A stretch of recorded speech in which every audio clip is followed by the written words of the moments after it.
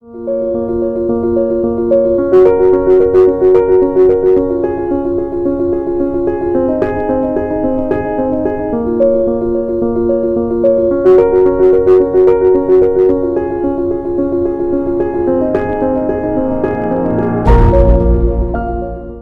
here today with Erin. She's been my friend since my freshman year of college at Emory. We met in our chemistry 202 class, so very good memories with that. And she has helped me not only academically, but as a friend and as someone who has autism. She has taught me so much about what it's like to be someone with autism, especially at Emory. And I'm really excited to share with you her experiences and her side of the story. So after seeing that video, Erin, how did that make you feel? Well, first I want to clear up some of the things people said. It's not necessarily an intellectual disability, although, the two can definitely go together. Lying about that doesn't help anybody. But, some of the stuff people said wasn't accurate. And I don't think they're necessarily being malicious, but a lot of the awareness efforts have brought around misinformation, which is why it's important to help people learn true information. So the best descriptor I've ever heard is social skills learning disability, and nobody said that. The people who said social and communication challenges were the people who came closest. There was one person I remember who said it's a superpower, and I suppose that is occasionally true. It's hard for me to remember specific examples of that in my own life, but who knows what would have happened to me without it. I might have had a completely different life. I might not be here because your essay is one of the things that gets you into college, and that's what I wrote about for my college essay. Like that, if nothing else. Thank you so much. So Erin is a scholar. She's on the exec board of a lot of clubs. She's a physics major. So basically she is honestly killing the college scene. She's doing really well. So I was wondering how some people described autism as an intellectual disability. What's your response to that? Well, part of me honestly wants to say there's no excuse because the discourse around autism has changed so much. You have in popular culture now, you have figures like the Good Doctor, you have Sherlock Holmes, you have Sheldon Cooper, and those are all very smart people. So in some sense, they should know better. But maybe they don't. I'm not them. I've had to learn that over the years, and cognitive empathy is a weakness of autism, but in principle, I know I'm not them, and so I don't know what they learned or what they've been through or what their motivations for saying that are. Maybe it was a selection bias of the people they've met were the people who did have the intellectual challenges, and I understand that the things you see shape your perceptions sometimes more than statistics do. So what do you see yourself doing with the physics? Teaching of some sort, probably. I mean, yes, research is important, but because my social skills aren't the best, I feel like I'm gonna have to rely on my job more than most people to make connections, and teaching, gets you out of your office and out into the world. It lets you be a sponsor of clubs, and I know most club sponsors don't really do anything at the college level, but still, in principle.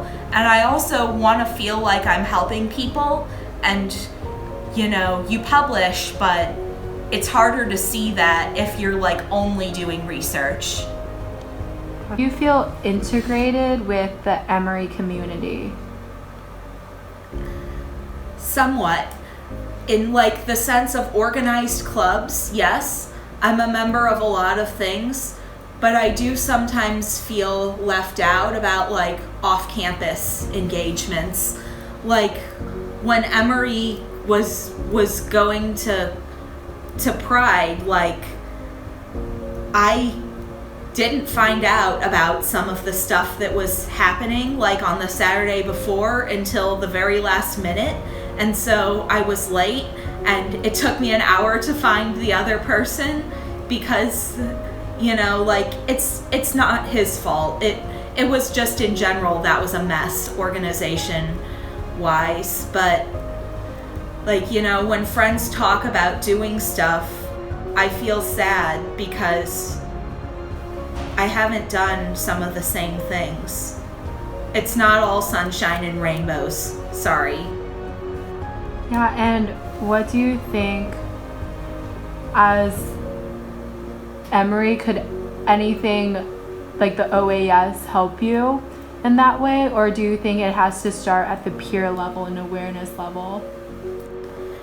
It definitely has to start at the peer level, probably in general, but at the very least at Emory, because I am fortunate not to need academic accommodations, but I have talked to the people who have tried to work with OAS to get academic accommodations, and Emory OAS is, to put it politely, woefully insufficient to meet the needs of people who need academic accommodations. So I'm not even going to try going to them for social accommodations. Like, it has to start, you know, with us, I suppose, probably making more of an effort, and also peers being supportive. Like, I don't know, giving extra reminders to go out and do stuff. Do you think autism is a disability? Yes, in a lot of ways. And I know that's not politically correct, but sometimes... Okay, let me back up a second. Lying doesn't help anybody. Okay, maybe if it's like a little white lie, like, this dress looks great on you, when it really doesn't, maybe that's helpful because it spares the person's feelings. But if you pretend everything is fine, you're not gonna be motivated to have resources available to help with weakness areas. And I mean, yes, there are strength areas, but like, we shouldn't have to rely on that to be seen as worthwhile human beings, because that's where you see human rights violations happening, is when you treat someone who needs help as a burden rather than as a fellow human being who you should give help.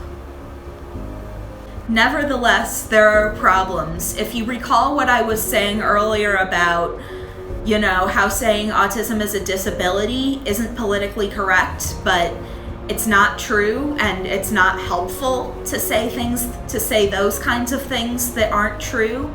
Well, I feel like sometimes the neurodiversity movement goes too far, and it's hard for me to remember any specific examples. Like, I'll have to think and get back to you on that, but some people are just really aggressive and they aren't willing to work with parents of the kids and adults who maybe need some more help. And that's just the last thing the community needs, is infighting. Like, we all need to have a common goal, and the goal of helping autistics or people with autism, or whatever language you want to use, that's going to be different depending on the manifestation of autism in that particular person. But we really need to all be on the same page and figure out how the goal of helping people can be best applied in each individual case, rather than advocating for a one-size-fits-all blanket approach. What is your opinion on the neurodiversity movement? In principle, it's a good idea, because to like acknowledge the diversity of people and acknowledge strengths and weaknesses, and, you know, put people into the spots that are best suited for them, and, you know, being kind and inclusive to everybody according to their particular needs.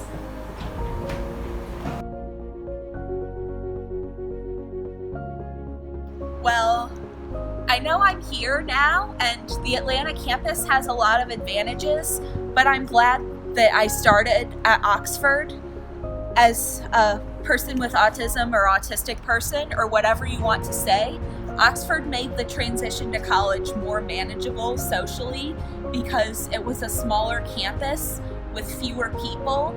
I didn't have to do so much to get places. There was more stuff on campus because the off-campus scene wasn't as big, which made things easier for me. I kept bumping into the same people over and over again, so that made it easier to make friends. I don't know where I'd be now if it weren't for that, but now I'm here and there's a lot of great stuff here too. There are more resources for intersecting identities, femaleness and being queer. I don't know how much of common knowledge that is, but it's not comorbidity because queerness is not a disease, but autistic people are more likely to be lesbian or gay or bisexual or trans than the general population. And the Atlanta campus has resources for that, like Pride, which I went to. Really fun, by the way, even though that was where I got separated from the other Emory people.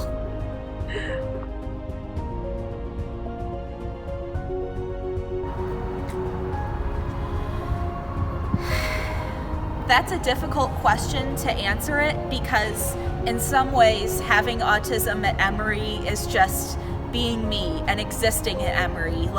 Most of the time I don't think about it except when maybe I'm thinking about why I chose to major in physics and philosophy, or when I am feeling sad that I haven't done stuff with friends and I don't know how long. So in those respects, I think about it how is this helping me? How is this hurting me? But at the end of the day, I'm still a person. I go to Emory, I go to class, I do my homework. When there are people around, I'm not a misanthrope.